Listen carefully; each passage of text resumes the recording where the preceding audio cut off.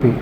After then हम लोग assign करेंगे number 3D, 4D, 5D and 6D। Got it.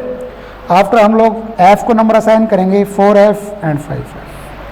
Clear. I think इतना आप लोग समझ गए होंगे, क्योंकि ये चीज़ हमने ऑलरेडी स्टडी कर रखी हैं। मैं आप लोगों को रिमाइंड करवा रहा हूँ, क्योंकि काफ़ी टाइम हो गया आप लोगों को स्टडी के टच में बहुत कम लोग होंगे, क्योंकि तुम बड़े अच्छे बच्चे हो, बड़े खिलाड़ी बच्चे हो, पढ़ाई तुमने की होगी आई होप घर पे। फिर भी अब बेटा इनका ये सीक्वेंस होता है इलेक्ट्रॉन को फिल करने का।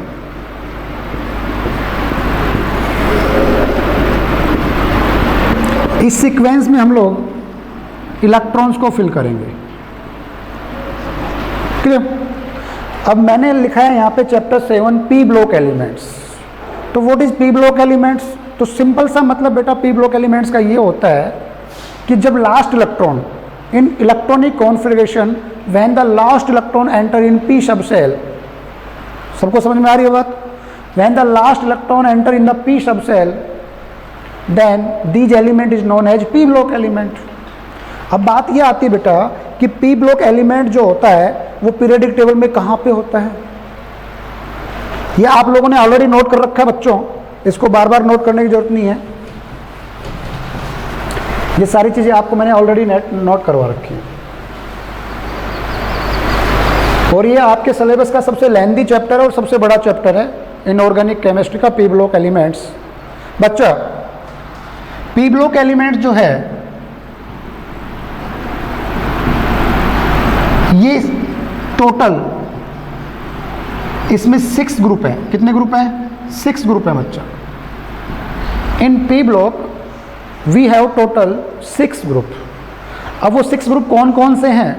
तो बच्चा वो 6 ग्रुप स्टार्ट होते हैं 13, 14, 15, 16, 17 एंड 18। ये आप लोगों का ग्रुप नंबर। क्लियर। बच्चों इन ग्रुप नंबर को हम 3rd ए, 4th ए, 5th ए, 6th ए, 7th ए और 8th ए भी बोल देते हैं रोमन में, इस तरीके से 3rd, 4th, 5th, 6th, 7 और 8। ऐसे हम इनको रोमन नंबर भी असाइन कर सकते हैं, लेकिन इनके आगे ए लगा देंगे। क्या लगा देंगे?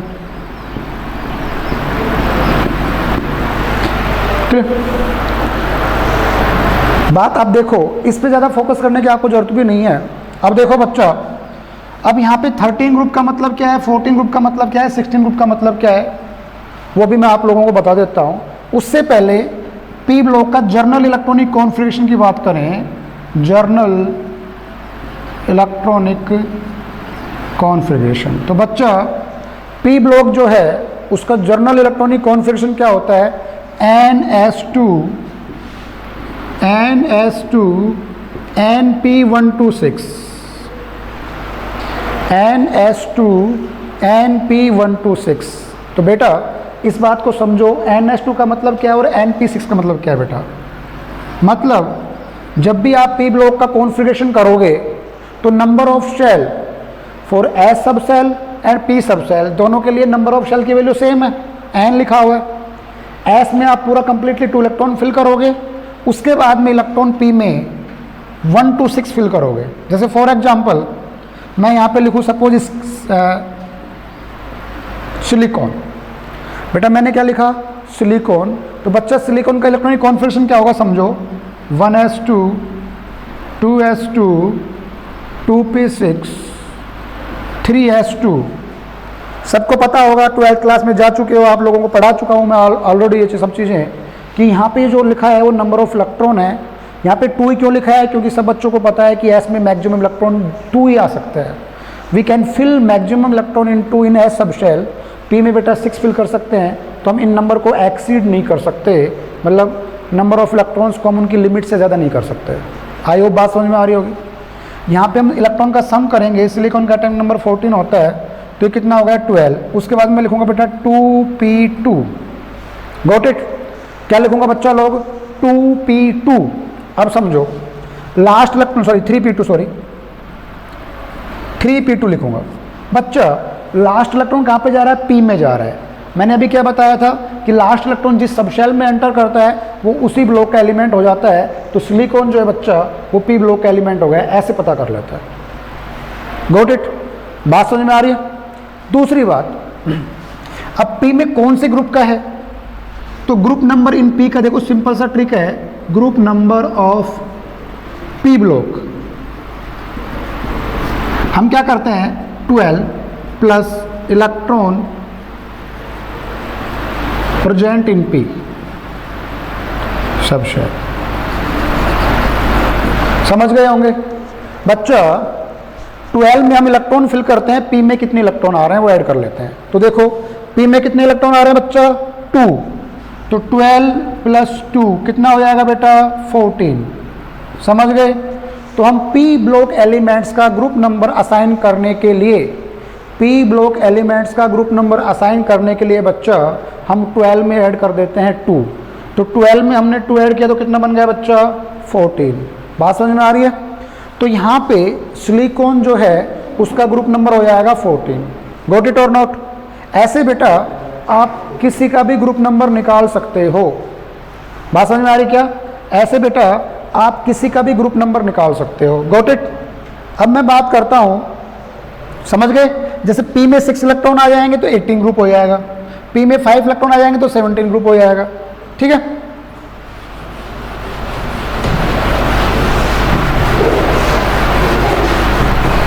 अब बच्चा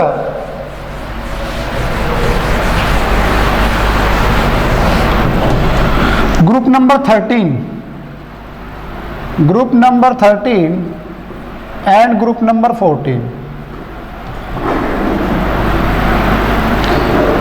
ये 11th के सिलेबस में है, ये चीज़ें 11th के सिलेबस में है, और 12th में ग्रुप नंबर 13 और 14 से कोई भी टॉपिक नहीं आता। 12th में हम लोग पढ़ेंगे ग्रुप नंबर 15 to 18। ठीक है? डी ब्लॉक पढ़ेंगे और एफ ब्लॉक पढ़ेंगे। 11th में हम लोगों के सिलेबस में था एस ब्लॉक एलिमेंट्स थे। ठीक है बच्चा? और पी ब्लॉक में ग्रुप नंबर 13 और 14 था। तो थोड़ा सा आप अपने नॉलेज को इन्हेंस करने के लिए 11th की बुक से एस ब्लॉक के एलिमेंट्स को और पी ब्लॉक के एलिमेंट्स को थोड़ा सा पढ़ लेना, रीड कर लेना, और कोई टॉपिक समझ में नहीं आए तो जब अपनी फेस टू फेस क्लास होंगी तब उनको डिस्कस कर लेंगे। 12th के सिलेबस में ये सब 11th में था, आप लोगों के सबको पता होना चाहिए होगा।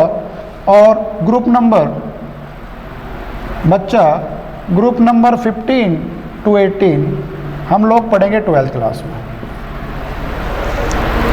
ग्रुप नंबर 15 to 18 पढ़ेंगे बेटा हम 12th क्लास में। अब एक छोटी सी बात मैं बता देता हूँ कि बिना पीरियडिक टेबल के केमिस्ट्री को समझना नामुमकिन सा है, मैं इन शॉर्ट बोलूँ तो हमने 11th क्लास में पूरी पीरियडिक टेबल की बेसिक कंसेप्ट पढ़े थे। बच्चा बताओ, हम मान लो जनरल बात कर रहा हूँ, मैं साइज की बात करूँ तो साइज की मैं बात करूँ बच्चों तो बताओ, लेफ्ट टू राइट आप जाते हो पीरियडिक टेबल में, लेफ्ट टू राइट को मैंने शॉर्ट में L2R लिखा है। बच्चा बताओ, लेफ्ट टू राइट जाते हो तो साइज जो होता है वो डिक्रीज हो जाता है। यस और नो? साइज की बात कर रहा हूँ। क्यों? क्योंकि बेटा most of the property of periodic table depends on size. ज़्यादातर प्रॉपर्टी जो होती हैं वो साइज से हम निकाल लेते हैं या साइज से हम लोग कैलकुलेट कर लेते हैं। क्लियर? तो you have to knowledge about the size. आपको साइज के बारे में नॉलेज होना ही चाहिए। जब तक आपको एलिमेंट के साइज, किसके साइज की बात कर रहा हूँ बच्चों? एलिमेंट के साइज की बात कर रहा हूँ मैं। पीरियडिक टेबल में एलिमेंट के साइज की बात कर रहा हूँ, तो आप लोगों को एलिमेंट के साइज का पता होना चाहिए। Got it? तो बच्चा पीरियडिक टेबल में आप लेफ्ट टू राइट जाते तो साइज डिक्रीज होता है, ये एक जर्नल प्रॉपर्टी थी। क्या थी? जर्नल प्रॉपर्टी थी। लेकिन ऐसा हमेशा नहीं होता, क्योंकि केमिस्ट्री है और आपको पता है केमिस्ट्री में कुछ एक्सेप्शन केस होते हैं। और लाइफ में ध्यान रखना, केमिस्ट्री में जितने एक्सेप्शन केस होते हैं, भाई तो वो एक्सेप्शन होते नहीं है, उनके पीछे भी कुछ ना कुछ रीजन होता है, क्योंकि साइंस है, रीजन तो देगा। बट जितने भी एक्सेप्शन केस हैं उससे बेटा 70 to 80% पेपर सेट होता है, चाहे वो जेई का हो, चाहे वो नीट का हो, चाहे वो बोर्ड क्लास का हो। तो आपको ज़्यादा फोकस किस पे करना है? एक्सेप्शन केस पे, क्योंकि जर्नल ट्रेंड तो सबको ही पता होता है। तो जर्नल ट्रेंड सबको पता है कि किसी भी कॉरस्पॉन्डिंग पीरियड में आप लेफ्ट टू राइट मूव करोगे तो साइज क्या होगा? डिक्रीज हो जाएगा। लेकिन डी ब्लॉक के केस में थोड़ा सा वेरिएशन आता है, साइज में वेरिएशन आता है, वो अपन डिस्कस कर लेंगे जब डी ब्लॉक को पढ़ेंगे। क्लियर। और मैं बात करूं साइज की ग्रुप में क्या होता है, टॉप टू बॉटम जाते हो या अप टू डाउन जाते हो, अप टू डाउन, तो साइज बेटा क्या हो जाता है, इंक्रीज हो जाता है, सबको पता है। जब आप किसी भी ग्रुप में टॉप टू बॉटम मूव करते हो, ऊपर से नीचे किसी भी पीरियडिक टेबल के ग्रुप में जाते हो बच्चा, तो साइज क्या हो जाता है, इंक्रीज हो जाता है। क्यों इंक्रीज हो जाता है, जेड इफेक्ट डिक्रीज हो जाता है। जेड इफेक्ट आपको पढ़ा रखा है, इफेक्टिव न्यूक्लियर चार्ज, यस और no. The attraction force apply on nucleus on electron is known as effective nuclear charge. बेटा तो ये छोटी छोटी चीज़ें मैंने आपको डिस्कस कर रखी हैं। तो इफेक्टिव न्यूक्लियर चार्ज डिक्रीज होने से साइज इंक्रीज हो जाएगा। दूसरी बात, नंबर ऑफ शेल भी इंक्रीज हो जाता है। क्या इंक्रीज हो जाता है बच्चा, नंबर ऑफ शेल। तो सबसे पहले आप रिमाइंड करना, इस चैप्टर को समझने से पहले आपको 11th क्लास की कुछ चीज़ें रिमाइंड करनी पड़ेंगी। तो आज आप लोग अपने घर पे बैठ के तसल्ली से गहरी सांस लेके और पुरानी चीज़ों को रिमाइंड करने की कोशिश करना बच्चा लोग। बात समझ में आ रही है? चलो, क्योंकि बिना साइज के नॉलेज के आप लोग पीरियडिक टेबल को नहीं पढ़ पाओगे। अब देखो, अब बच्चा हम बात करें ग्रुप नंबर 15। ग्रुप नंबर 15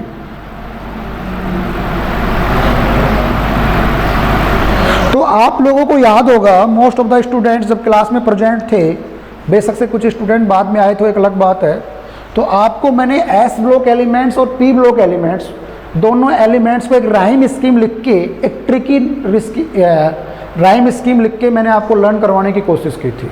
बच्चा दोबारा से रिमाइंड करो, नाइट्रोजन ग्रुप, जो ग्रुप नंबर 15 जो होता है, इसको हम नाइट्रोजन फैमिली भी बोलते हैं।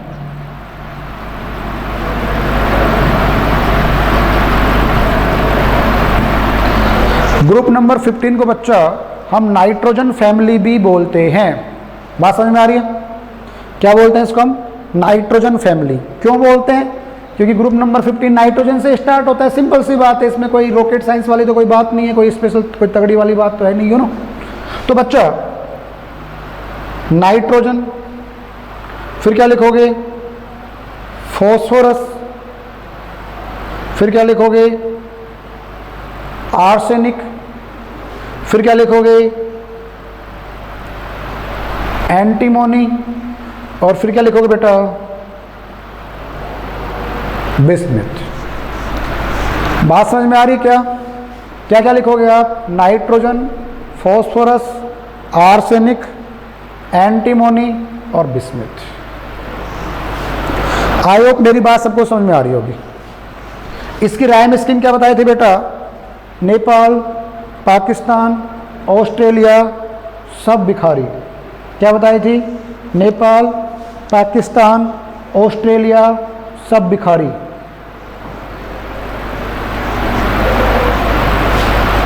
कितने स्टूडेंट हैं? कितने स्टूडेंट हैं? कितने स्टूडेंट हैं अभी लाइव? 19 है। नेपाल, पाकिस्तान, ऑस्ट्रेलिया, सब बिखारी। बच्चों ये आपको राइम स्कीम बताई थी, याद है? नेपाल, पाकिस्तान, ऑस्ट्रेलिया,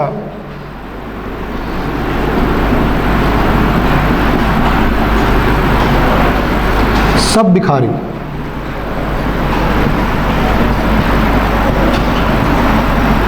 और ये कोई नई राइम स्कीम नहीं है, आप लोगों को पहले भी पढ़ा रखी है। तो ये राइम स्कीम जो है, इट्स नॉट ए रूल, ये एक ट्रिक है एलिमेंट्स को याद करने की। Got it? अब बच्चों हम बिना इलेक्ट्रॉनिक क्वांटिटी के या बिना एटॉमिक नंबर के इलेक्ट्रॉनिक कॉन्फ़िगरेशन नहीं कर सकते। बोलो, कर सकते हो क्या? शायद कोई नहीं कर सकता, क्योंकि इलेक्ट्रॉनिक कॉन्फ़िगरेशन में आपको इलेक्ट्रॉन्स की रिक्वायरमेंट होती है, और नंबर ऑफ इलेक्ट्रॉन्स आपको पता है एटॉमिक नंबर के इक्वल होता है किसी भी न्यूट्रल एलिमेंट में। तो बच्चा यहाँ पे आपको एक बहुत सिंपल सा तरीका बताया था मैंने, मोस्ट ऑफ द स्टूडेंट्स को याद भी होगा क्योंकि बहुत अच्छा तरीका है। हम गोल्ड नंबर से, एक गोल्डन नंबर होता है, गोल्डन नंबर से हम किसी भी ग्रुप के एटॉमिक नंबर को असाइन कर सकते हैं। सिंपल सा रूल है बच्चा, पी ब्लॉक एलिमेंट के केस में पी ब्लॉक एलिमेंट के केस में हम लोग क्या करते हैं, 18 ग्रुप को छोड़ देना, 1 टाइम 8 ऐड करते हैं, 2 टाइम 18 ऐड करते हैं और रेस्ट ऑफ में 32 ऐड कर देते हैं। बेटा सबको पता होना चाहिए, और पता नहीं है तो पता कर लेना कि नाइट्रोजन का एटॉमिक नंबर 7 होता है। कितना होता है? 7। अब 7 में 8 ऐड करोगे, कितने ऐड करोगे? 8, तो बच्चा कितना बन जाएगा? 15 बन जाएगा। यस और नो? अब मैंने बोला कि पी ब्लॉक के केस में 1 टाइम 8 ऐड करना पड़ता है, 2 टाइम 18 ऐड करना पड़ता है, तो बेटा 15 में आप 18 ऐड करोगे तो आई ऑफ 33 बन जाएगा। अब मैंने बोला कि 2 टाइम ऐड करना पड़ता है, कितने टाइम ऐड करना पड़ता है? 2 टाइम। तो प्यारे बच्चों एक बार और ऐड कर दो 18, कितना बन गया? 51। बोलो बना या नहीं बना? अब 32 ऐड कर दो बच्चा, तो कितना बन गया बेटा? 83। तो प्यारे बच्चों इस तरीके से हम लोग एटॉमिक नंबर को असाइन कर लेते हैं। किसको असाइन कर लेते हैं? Atomic number. तो स्मार्ट बनो बच्चों, जितना ज़्यादा स्मार्ट बनोगे उतना टाइम कम लगेगा और उतना जल्दी आप किसी क्वेश्चन को सोल्व कर पाओगे। क्यों? क्योंकि ऐसे किसी भी एलिमेंट के एटॉमिक नंबर को याद करना बहुत मुश्किल होता है, थोड़ा टफ होता है। कितना रटोगे? तो ये जो तरीका है इससे कभी भी एटॉमिक नंबर आपका रॉन्ग नहीं आएगा, दिमाग में डाल लेना है बात। 18th ग्रुप को छोड़ देना। 18th ग्रुप में छोड़ना क्या है? 18th ग्रुप में हम 2 टाइम 8 ऐड करते हैं, बाकी सारा सिस्टम सेम रहेगा। क्लियर? अब आपको एटॉमिक नंबर का पता चल गया। अब गौर से देखो बच्चों, यहाँ पे ये जो 2 एलिमेंट हैं, मतलब नाइट्रोजन और फॉस्फोरस। बच्चा नाइट्रोजन और फॉस्फोरस दोनों जो एलिमेंट हैं वो एलिमेंट हैं आपके नॉन मेटल।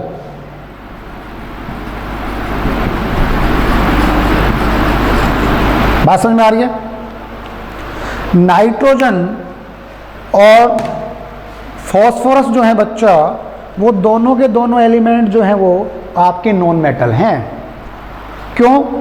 क्योंकि ध्यान रखना पीरियोडिक टेबल में एस ब्लॉक पूरा, डी ब्लॉक पूरा और एफ ब्लॉक पूरा सारे के सारे मेटल्स हैं, इसमें कोई किंतु परंतु नहीं है। हाइड्रोजन को छोड़ देना, वैसे भी हाइड्रोजन को पीरियोडिक टेबल में एक प्रॉपर जगह नहीं मिली हुई। Got it? पी ब्लॉक एक ऐसा इकलौता ब्लॉक है जिसमें आपको तीनों टाइप के एलिमेंट देखने को मिलेंगे। तीनों टाइप के एलिमेंट मीन्स आपको मेटल्स भी देखने को मिलेंगे, आपको नॉन मेटल्स भी देखने को मिलेंगे और आपको मेटेलॉइड्स भी देखने को मिलेंगे। क्लियर? बच्चा आर्सेनिक और antimony, by the way SB को हम एंटीमनी बोलते हैं। आर्सेनिक और एंटीमनी जो है बच्चा वो आपके हैं मेटल्स। क्या है बच्चा? मेटल्स। Got it? अब बच्चा बचा क्या? बिस्मिथ। बच्चों ये जो बिस्मिथ भाई साहब हैं, ये इकलौते ऐसे हैं 15 ग्रुप में जो मेटेलिक फॉर्म में। अब देखो, मैं बार बार आपको ऑफलाइन क्लास में भी ये बोलता हूँ, स्मार्ट बनो। स्मार्ट बनो इन द सेंस, गौर से देखो पी ब्लॉक एलिमेंट्स को। टॉप के ऊपर, ग्रुप में टॉप के ऊपर क्या रखा हुआ है? नॉन मेटल्स पड़े हुए हैं। टॉप से नीचे बीच में, मतलब middle in the series of group metals पड़े हुए हैं। और बॉटम में क्या पड़ा हुआ है? Sorry, middle of the series metalloids है बेटा, ये सॉरी मेटेलॉइड्स, इसको सही कर लेना, ये मेटेलॉइड्स है। Got it? बच्चा बात समझ में आ रही है? ये मेटेलॉइड्स है। ग्रुप के बीच में आर्सेनिक और एंटीमोनी जो है वो मेटेलॉइड्स है बच्चा, और नीचे वाला जो एलिमेंट है वो है मेटल। तो आपने एक चीज़ ऑब्जर्व की होगी, क्योंकि इस चैप्टर में जितना ज़्यादा ऑब्जर्व करोगे, जितना ज़्यादा चीज़ों को इजी करके पढ़ोगे उतना आसान रहेगा। बच्चा यहाँ पे आप टॉप टू बॉटम जा रहे हो, गौर से देखना, अभी जनरल बात बता रहा हूँ मैं आप लोगों को। टॉप टू बॉटम जाते हो बताओ क्या कर रहा है? मेटेलिक प्रॉपर्टी, कौन सी प्रॉपर्टी? मेटेलिक नेचर इंक्रीज हो रहा है बेटा।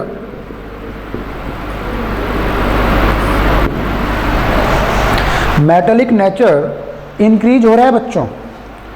तो आई होप आप लोगों को ये बात समझ में आई होगी ज़रूर कि किसी भी ग्रुप में आप टॉप टू बॉटम जाते हो, स्पेशली पी ब्लॉक केस में, क्योंकि एस में तो सारे मेटल होते हैं, लेकिन वहाँ पे भी मेटलिक प्रॉपर्टी बढ़ेगी। तो टॉप टू बॉटम जाने पे मेटेलिक नेचर बढ़ता है। अब बच्चों जैसे आपको पता चला, क्या पता चला कि टॉप टू बॉटम किसी भी ग्रुप में जाते हो तो मेटेलिक नेचर इंक्रीज होता है, तो मेटल की जो जो प्रॉपर्टी हैं वो अफेक्ट होंगी। समझ रहे हो? मेटल की प्रॉपर्टी जनरली क्या होती है? मेटल इलेक्ट्रोपॉजिटिव होते हैं, इलेक्ट्रॉन इजीली डोनेट कर देते हैं, melting and boiling point high होता है, इलेक्ट्रिसिटी के गुड कंडक्टर होते हैं, मेटल्स बहुत अच्छे रिड्यूसिंग एजेंट होते हैं, यू नो। अब 12th क्लास के बच्चे उस हिसाब से समझो, metals are good reducing agent. बताओ टॉप टू बॉटम जाने से रिडक्शन कैरेक्टरिस्टिक्स भी बढ़ेगा, यस और नो? टॉप टू बॉटम जाने से क्या बोलेगा? रिडक्शन कैरेक्टरिस्टिक्स भी बढ़ेगा। आ रही बात समझ में? तो कहने का मतलब ये है कि कुछ प्रॉपर्टीज हैं जो आप यहाँ से भी आइडिया लगा सकते हो, सिर्फ इतनी सी बात से। आ रही बात समझ में? अब देखो, अब हम इसी तरीके से बच्चा, इस तरीके से इस चैप्टर में हम separately each and every group को पढ़ेंगे, और हर ग्रुप में 2 या 3 जो एलिमेंट हैं उनसे बनने वाले मॉलिक्यूल पढ़ेंगे। जैसे 15 ग्रुप में हम पढ़ेंगे नाइट्रोजन, फॉस्फोरस, ये सब पढ़ेंगे। नाइट्रोजन से बनने वाले कुछ कंपाउंड्स होते हैं, कुछ मॉलिक्यूल होते हैं, जैसे nitrogen gas, ammonia, nitric acid, इस तरीके से कुछ हम पढ़ेंगे। फॉस्फोरस से बनने वाले कुछ ऑक्सो एसिड्स की स्टडी करेंगे। ऐसे 16 ग्रुप में, 17 ग्रुप में, 18 ग्रुप में। तो कुछ प्रॉपर्टी तो बेटा पीरियडिक ट्रेंड के हिसाब से लगभग सिमिलर होंगे। अब देखो, जो 15 ग्रुप है इसकी खास बात क्या है और क्यों है? अब एक बार बताओ मुझे, छोटी छोटी चीजें बता दो। आयोनाइजेशन एंथैल्पी, रिमाइंड करो, आयोनाइजेशन एंथैल्पी क्या होती है? The energy required for removal of an electron, ये होता है एनर्जी। क्या होता है बच्चों? Energy required for removal an electron from an gaseous atom, from an gaseous atom is called IE। ऐसा कुछ डेफिनेशन हम लोग 11th क्लास में पढ़ के आए थे। एक वर्ड और लिखा है मैंने, द एनर्जी रिक्वायर्ड।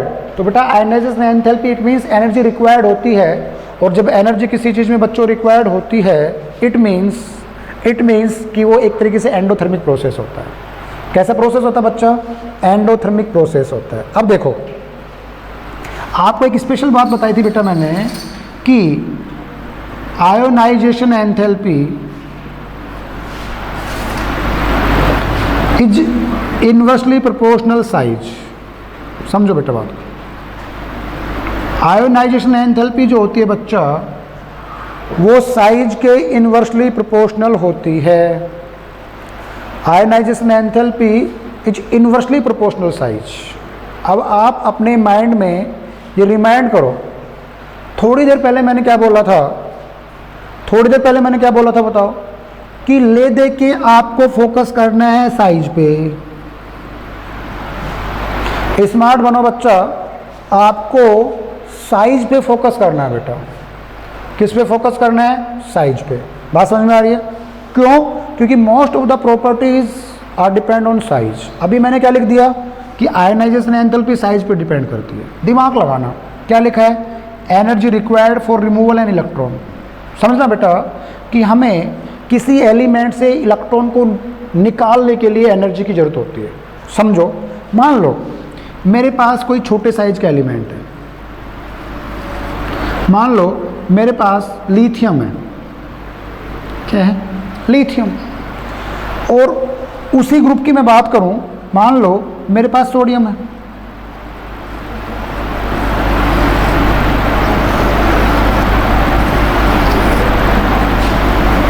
मेरे पास लिथियम भी है और मेरे पास सोडियम भी है। अब इतना बेसिक नॉलेज सब बच्चों को है बच्चा कि लिथियम में जो है उसमें 2 सेल होती हैं, थोड़ा बड़ा लिखो। और बच्चा सोडियम जो होता है उसमें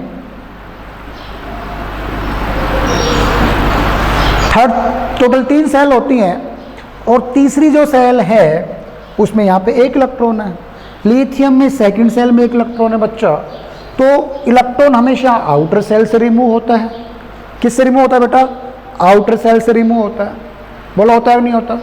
तो यहाँ पे बेटा आपको सेकंड सेल से इलेक्ट्रॉन को रिमूव करना है और यहाँ पे आपको थर्ड सेल से इलेक्ट्रॉन को रिमूव करना है। अब सोचो, यहाँ पे सीधा सीधा जेड इफेक्ट वर्क कर रहा है बेटा।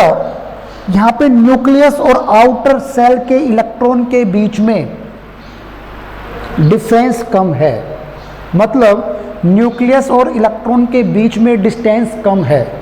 समझ रहे कुछ बात? तो बच्चा यहाँ पे न्यूक्लियस और इलेक्ट्रॉन के बीच में एक स्ट्रॉन्ग अट्रैक्शन फोर्स लग रहा है, यस और नो? यहाँ पे बेटा न्यूक्लियस और इलेक्ट्रॉन के बीच में डिस्टेंस ज़्यादा है क्योंकि यहाँ पे थर्ड सेल है। जैसे जैसे आपको पढ़ा रखा है नंबर ऑफ शेल इंक्रीज होंगे तो एटम का साइज बढ़ेगा, एटम का साइज बढ़ेगा तो जेड इफेक्ट कम हो जाएगा। तो आप बताओ यहाँ पे न्यूक्लियस और इलेक्ट्रॉन के बीच में बच्चा डिस्टेंस ज़्यादा है और डिस्टेंस ज़्यादा है तो इलेक्ट्रॉन और न्यूक्लियस के बीच का अट्रैक्शन फोर्स कम होगा। तो प्यारे बच्चों ये इलेक्ट्रॉन निकालना आसान होगा कंपेयर टू लिथियम।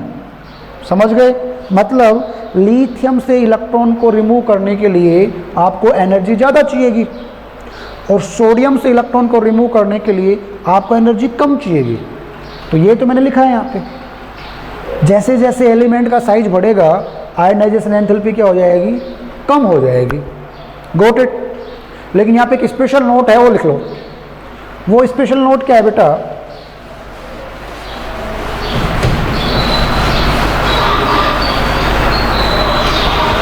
वो स्पेशल नोट ये है बेटा, for half filled orbital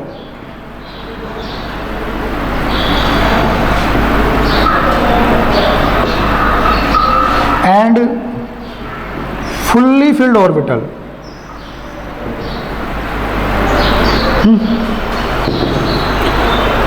For half filled orbital and fully filled orbital, ionization enthalpy थोड़ी एक्स्ट्रा लगती है। आयनाइजेशन एंथैल्पी इंक्रीज हो जाती है। क्या हो जाती है बच्चों? इंक्रीज। समझ गए? अब बच्चा, अब हम लोग कल इस चैप्टर को आगे कंटिन्यू करेंगे। उससे पहले आप लोग कुछ बेसिक कंसेप्ट पढ़ के आना पीरियडिक टेबल के। Got it? Thank you very much. God bless us.